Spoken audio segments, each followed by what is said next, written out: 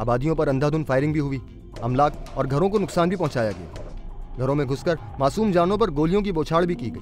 मेरी सास को उन्होंने गोली मारा, मेरे हमजुल्फ को उन्होंने गोली मारा और उसके बाद जो है ना सामान लूटा उन्होंने। जब हम यहाँ से उनको अस्पताल लेके गए तो वो हमारे घरों में घुस गए और पहले तो सामान लूटा, उसके बाद जो है ना घर को आग लगा दिया उन्होंने।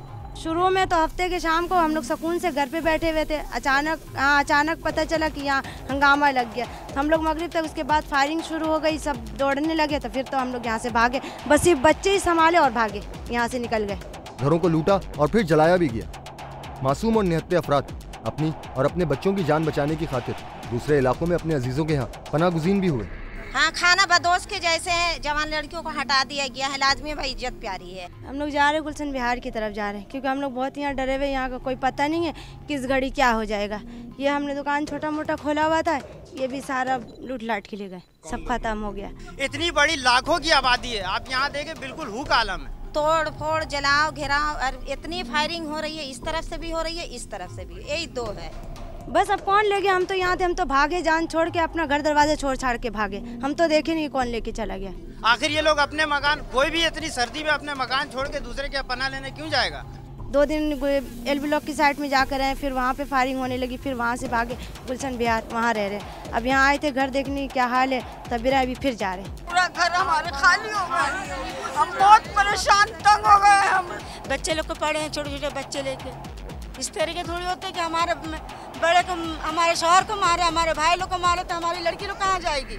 सिर्फ अपनी जान और इज्जत आबरू बचाने के लिए जा रहे हैं ये लोग। शहर में कुछ अरसा से गर्दिश करती अफवाहें, जिनमें एक गिरोह दूसरे गिरोह को कारोबार बंद करने के लिए इंतबाह करता है, उस वक्त सच साबित होता नजर आया जब उनकी दुकानों को आग लगाई गई। ये तकरीबन हम तो उस वक्त घर पे थे जब हमें इत्तला मिली, लेकिन जो हमारे साथ यहाँ दुकानदार थे, बाकी साथी, उन्होंने ये बताया कि 30 तारीख को तकरीबन 12:30 बजे के टाइम पर आग लगी, और आग लगी पीछे बैक सेट की वजह से। कि तकरीबन 12:30 बजे का टाइम था कि 2 मोटरसाइकिल पे 4 लड़के आए, तो उन्होंने कुछ तशकीर मादा फेंका, तो यानी कि एकदम अचानक शोला भड़का।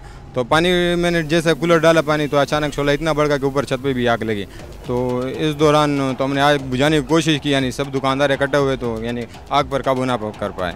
उसके बाद समझ लो कि आग इतनी तेज़ी थी को जाके बंदे अपने आप को बचाने में कामयाब हो गए। अल्लाह का शुक्र है कि कोई जानी नुकसान नहीं हुआ। बाकी जाके उस दुकानदारों का ये जो आग माँ का मसला था, ये फिर कंट्रोल होने से बाहर था। तो ये तकरीबन रात तक समझ लो कि अभी तक वैसे दुआ तो चल रहा है, लेकिन रात तक समझ लो कि ये फायर ब्रिगेड वाले, पुलिस वाले काफ़ी में, अल्लाह का शुक्र है कि सामने पेट्रोल पंप बचा। इसके साथ समझ लो कि पीछे कंपनी को भी, बाकी ट्रांसफार्मर जो हैं, बिजली की जो तारें हैं, यहाँ तक के लोगों का अच्छा खासा नुकसान हो गया।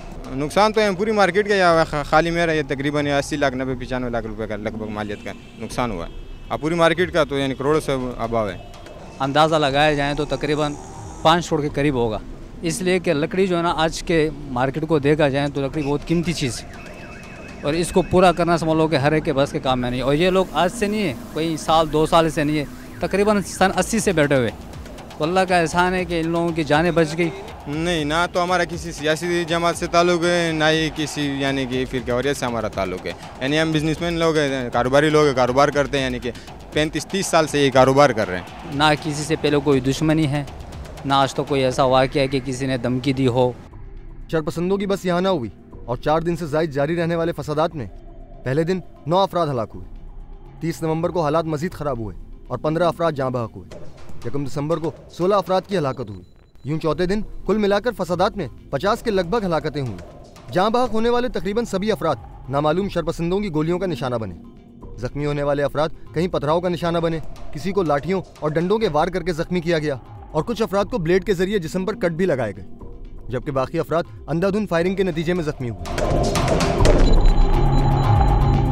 जो है वो मौजूद हैं अब्बासी शहीद अस्पताल में। यहाँ पर 20 से ज़ायद ज़ख्मियों को लाया गया था। 8 ज़ख्मी जो थे वो मामूली पत्थर लगने ज़ख्मी हुए थे, उनको इब्तदाई तबीबी इमदाद के बाद फारिग कर दिया गया, जबकि एक डेड बॉडी भी यहाँ पर लाई गई। ख़ास तौर पर शहर के मज़ाफ़ाती इलाके थे, बल्दिया टाउन, बनारस चौक, डेसिल्वा टाउन, खामोश कॉलोनी, इन इलाकों में बहुत ज़्यादा जो है वो शरपसंदों की टोलियाँ सामने आई। उन्होंने लोगों को मुसाफिर कोचों से उतारने के बाद, उनकी ख़ास किस्म की शनाख्त करने के बाद जो है वो उनको ज़दोकोब किया, निशाना बनाया, फायरिंग के वाक़यात पेश आए। 100-150 लोग मेरे ऊपर ये लगा रहे हो गए और मुझे बहुत मारा।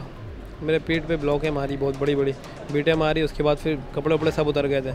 फिर मैं भागने लगा वहाँ से, तो एक फायर हुआ और ये मेरे पीठ पे लगा। खामोश कॉलोनी से आ रहे थे, तो आते टाइम जो है ना 4-5 पहले बाइकें आके रुकी। उन्होंने सिर्फ इतना ही बोला, ये इन्हें पकड़ो, इन्हें मारो। तो वो पीछे एक बच्चा था, बच्चे के मुंह पे ना खोल के एलपी डालने लगे थे। तो मैं ड्राइव कर रहा था, मैं ड्राइविंग सीट से उतरा बच्चे को देख के, तो मैं बच्चे को बचाने की तरफ निकला। एलपी मैंने दोनों हाथों से पकड़ ली। एलपी पकड़ी तो उनके हाथों में डंडे और पाइप वगैरह था। फिर उन्होंने अपनी जाम मर्जी उन्होंने कूटना काटना शुरू किया। तो आवाम जितनी देर में आई इतनी देर में वो अपनी बाइकों के ऊपर स्टार्ट करके ट्रैफिक के अंदर जा चुके थे। पैंट शर्ट वाली को पकड़ के मार रहे थे वो लोग, बलाकों से सर पे मारा, थल्ला था वहाँ। वो गाड़ी वाले गाड़ी बंद करके चले गए। वो गाड़ी के अंदर हम लोग थे, वो लेडीज़ लोग रो रही थी, वो लोग दुआ वगैरह पढ़ रही थी। मैं अपने फरीद कॉलोनी से ऊपर वाले रास्ते से आ रहा था, एकदम अचानक फायरिंग शुरू हो गई। बस मैं फायरिंग शुरू हुई, मैं जैसे गली में घुसा हूँ, बस एकदम पता नहीं मुझे कौन से बहरहाल बस फायर हुआ और मैं गिर गया एकदम। मेरे को पठानों ने उठा के एक साइड में करा है। सुजुकी में एक आदमी को और गिरा था, उसको गोली लगी। बस मैंने कुंडी से इतनी सी की थी कि एकदम से वो फायर हुआ। मेरे कुछ नहीं हुआ, मुझे कुछ पता नहीं चला कैसे हुआ क्या। मेरा पाँव मोड़ा, फिर मैं फ़ौरन ही अंदर आई। तो बस फिर मैंने, ये मेरे पड़ोसी थे, मैंने इनको आवाज़ दी, बस ये आए यहाँ। बस किस तरह मैं यहाँ पहुँचूँ ये मेरा दिल जान। इस दौरान काबिल गौर बात ये रही कि वज़ीर दाखिला के बेलाग बयान के बावजूद कोई काबिल ज़िक्र कार्रवाई अमल में नहीं आई और मुतासरा इलाकों में लोग कानून नाफिज करने वाले इदारों की तरफ से किसी मदद की उम्मीद में रहे। मैं अपने दरवाजे पर खड़ा था, रेंजर्स थी वहाँ पे। मैंने कहा कि भाई क्या करें, तो कह रहा कि तुम अंदर जाओ। मैंने कहा मैं तो नहीं आता हूँ, मैं अंदर जा रहा हूँ। पहाड़ पे 3000 बंदे थे उस वक्त, असला से लेस। उसके तरफ देखा था, कह रहा दूसरा बटालियन है उधर। लेकिन हमारे जो रेंजर्स अभी हैं, इन्होंने कुछ नहीं, इन्होंने हटा दिया, उनको हटा के दिखाया। शाबाश है, सलाम पेश करता हूँ इन रंजनों को, पंजाब रेजिमेंट को। ये पंजाब रेजिमेंट को यहाँ मुस्तकिल कर दिया जाए, हम खुश रहेंगे इंशाअल्लाह। इलाका भी अमन रहेगा सब।